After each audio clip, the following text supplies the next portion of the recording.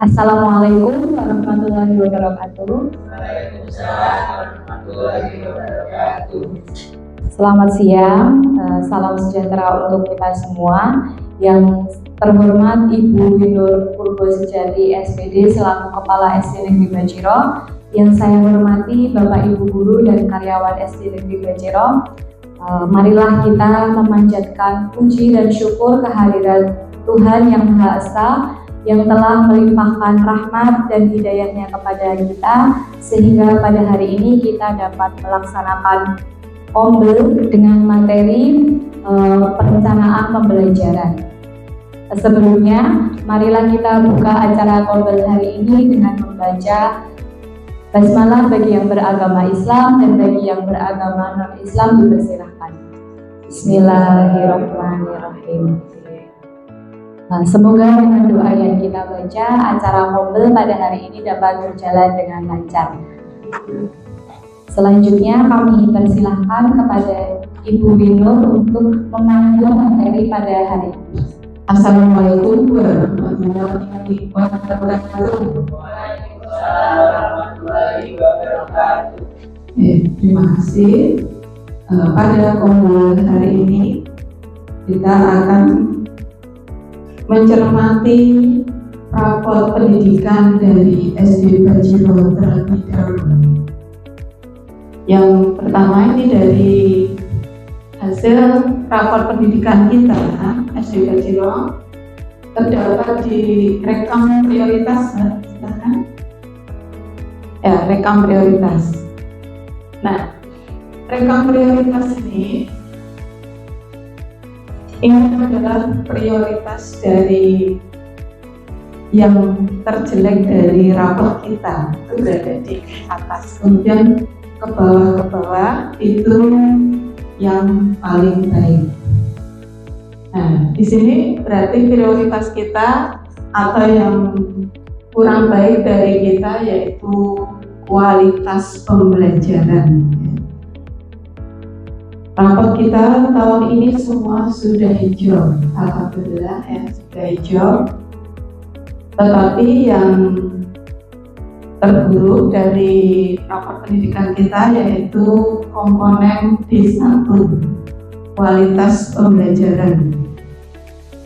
Nah, di kualitas pembelajaran ini ada level 2 prioritasnya yaitu metode pembelajaran.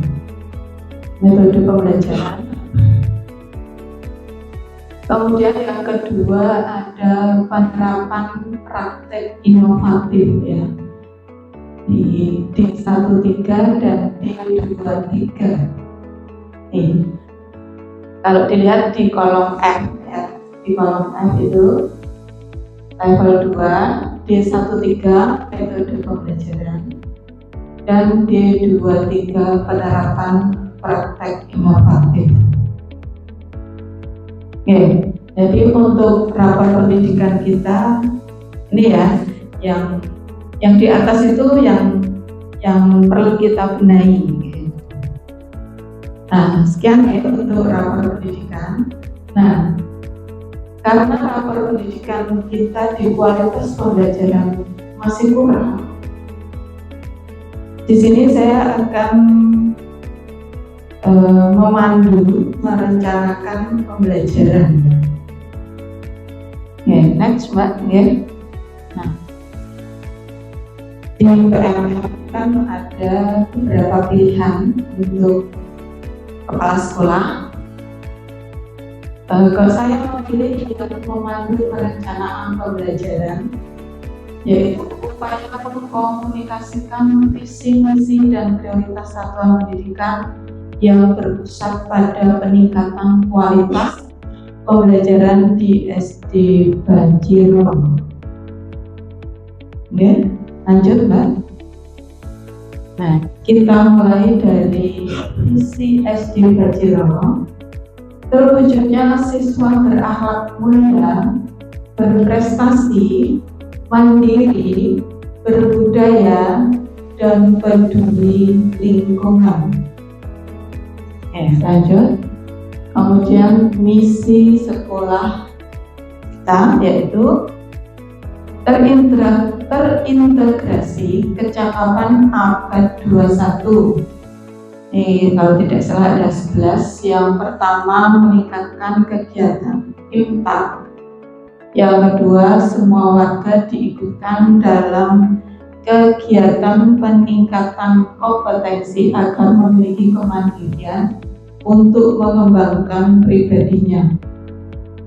Ketiga, mengikut sertakan semua warga sekolah dalam berbagai kegiatan lomba untuk berkarir dan berprestasi, baik pada masa sekarang atau masa yang akan datang. Keempat, melaksanakan kegiatan ilmiah dalam bentuk PTK atau PTS dalam rangka peningkatan karir. 5. Melaksanakan pembinaan dalam bidang olahraga guna menghadapi tantangan berbagai event lomba seperti KSN, OSN, dan turnamen. Nice. Yang keenam, menciptakan kegiatan pembelajaran yang efektif sehingga potensi siswa berkembang optimal dan tuntas sebagai realisasi manajemen berbasis sekolah. 7. Menciptakan kondisi sekolah menuju sekolah sebagai taman bermain. 8. Meningkatkan pembinaan kompetensi dan kinerja pendidik dan tenaga kependidikan. 9. Melestarikan dan mengembangkan seni budaya Yogyakarta. 10. Meningkatkan kegiatan penghijauan, kesadaran pemilahan sampah, dan menjaga kebersihan lingkungan sekolah. Yang ke-11, menjalin kerjasama dan hubungan dengan berbagai pihak sebagai jaringan usaha pengembangan pendidikan. Lanjut. Peserta didik harus bisa mandiri dalam memahami suatu materi. Salah satu metode yang bisa diterapkan adalah dengan pembelajaran inovatif. Beberapa contoh model pembelajaran inovatif antara lain. Yang pertama ada problem based learning atau pembelajaran berbasis masalah. Yang kedua, cooperative learning, pembelajaran kooperatif. 3, project based learning, pembelajaran berbasis proyek. 4, flipped classroom, kelas terbalik. Yang kelima, inquiry based learning, pembelajaran berbasis inquiry. Yang keenam yaitu blended learning atau pembelajaran campuran. Di sini biasanya kalau yang belum PPG yang belum PPG ini sangat penting. Nanti biasanya ada model pembelajaran inovatif itu bisa memilih beberapa dari pembelajaran ini. Lanjut, Mbak. Meningkatkan kualitas pembelajaran dengan model pembelajaran inovatif. Pembelajaran inovatif adalah pembelajaran yang dirancang oleh guru agar peserta didiknya bisa menggali sendiri ilmu pengetahuan sesuai dengan potensi dan bakatnya. Pendidikan itu bersifat dinamis dan bisa disesuaikan dengan perkembangan zaman. Perlu adanya inovasi yang berkelanjutan agar bisa tercapai tujuan pembelajaran. Lanjut, kan? Pembelajaran inovatif dengan problem based learning. Tadi pembelajaran ada banyak sekali modelnya. Di sini saya akan mengambil salah satu dulu. Satu dulu yaitu pembelajaran inovatif dengan problem based learning. Yang pertama, definisi dari problem based learning yaitu menurut Bung tahun 2011, PBL adalah suatu proses pembelajaran di mana siswa menganalisis dan memecahkan masalah yang berasal dari situasi dunia nyata. Siswa belajar melalui interaksi sosial dan refleksi serta mengembangkan keterampilan kolaboratif dan berpikir kritis. Yang kedua, dari Sadam Akbar tahun 2023, Problem-Based Learning atau PBL adalah suatu pendekatan pembelajaran yang melibatkan siswa dalam pemecahan masalah nyata, di mana siswa bekerja secara aktif, berkolaborasi, dan mengaplikasikan pengetahuan serta keterampilan metakognitif untuk menghasilkan solusi yang relevan. Yang kesembilan atau terakhir yaitu evaluasi dan refleksi. Siswa dan guru melakukan evaluasi terhadap proses dan hasil pembelajaran. Mereka merefleksikan pengalaman belajar mereka, mengidentifikasi keberhasilan dan tantangan yang dihadapi, serta merencanakan langkah-langkah perbaikan di masa depan.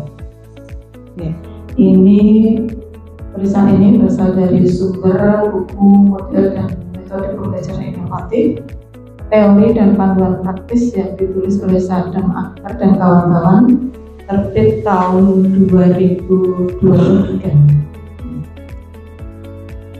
Selamat mencoba ya nanti. Terima kasih.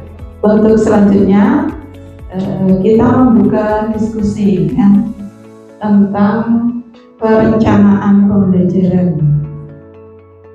Jadi mungkin ada yang belum jelas atau yang belum paham bisa ditanyakan di sini.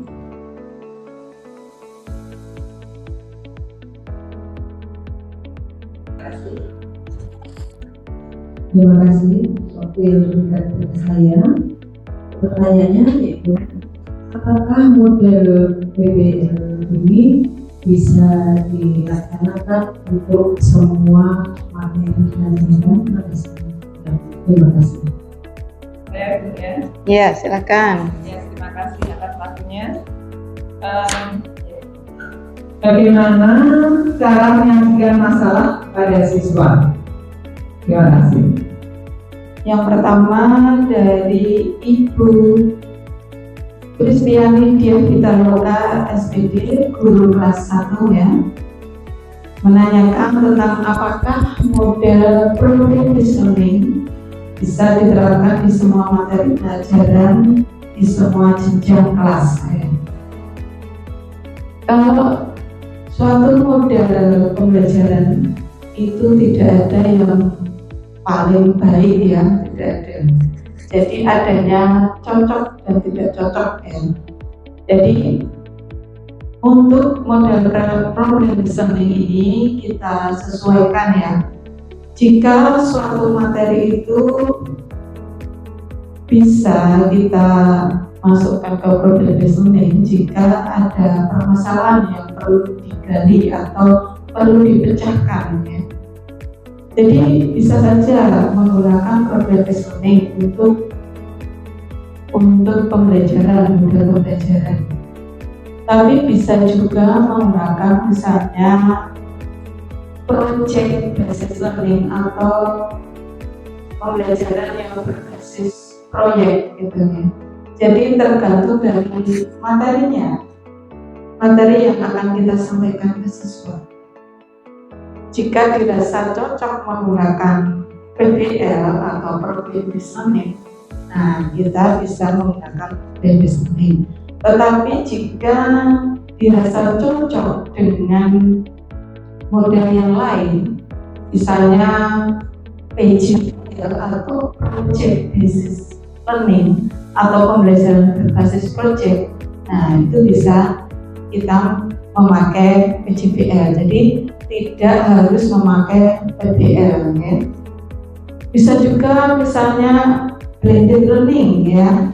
Blended learning itu campuran ya. Jadi kita lihat dulu, kita perdalam materinya ya. Apakah bisa menggunakan PBL atau model pembelajaran yang lain. Bisa juga kalau misalnya Bapak Ibu guru ragu-ragu gitu ya, saya bisa nggak ya dengan materi tertentu itu menggunakan PBL. itu kita bisa sekarang kan gampang ya searching gitu ya. Jadi dari artikel itu misalnya tentang bangun data itu bisa nggak sih memakai PBL itu di artikel-artikel atau jurnal-jurnal itu banyak ya. Jadi bisa melihat untuk referensi.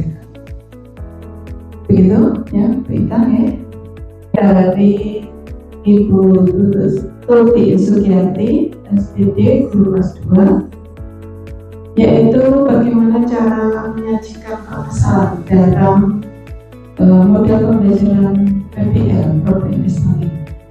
Nah, ini kalau dengan contoh mungkin lebih mudah ya. Kita contohkan misalnya anak-anak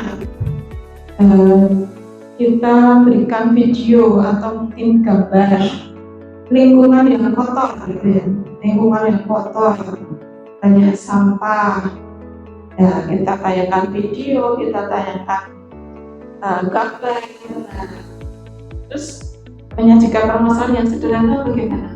Nah, anak-anak dengan lingkungan yang kotor, dengan ada gambar yang kotor, halaman yang kotor, bagaimana tindakan anak-anak. Nah, itu secara sederhana ya, cara sederhana. Jadi bisa nanti Bapak Ibu Guru mencari video lingkungan yang kotor, kalau ada lingkungan kotor bagaimana. Nah, kemudian kan anak-anak bisa berdiskusi ya, ada lingkungan kotor, bagaimana tindakannya selanjutnya. Atau mungkin kalau misalnya Pancasila ya, dari PKN Pancasila, misalnya kerukunan ya, kerukunan bisa ditayangkan. Misalnya ada yang bertengkar gitu ya, tayangkan video atau gambar yang bertengkar. Nah, sebaiknya bagaimana? Atau mungkin yang matematika misalnya di sini kan dekat dengan Stadion Mandala Krida ya. Bagaimana cara mengukur luas Stadion Mandala Krida? Misalnya ditayangkan stadionnya besar segini, atau mungkin tadi sudah jalan-jalan ke sana. Bagaimana cara mengukur luasnya atau mungkin kelilingnya? Nah, kalau sudah diketahui panjangnya itu, kemudian bisa dihitung. Itu penting ya. Jika materi itu terdapat masalah yang akan diselesaikan. Jadi problem listening itu bukan satu-satunya model, banyak lagi model yang nanti bisa disesuaikan dengan materi pembelajaran. Mungkin untuk kesempatan lain bisa saya sampaikan model yang lain ya.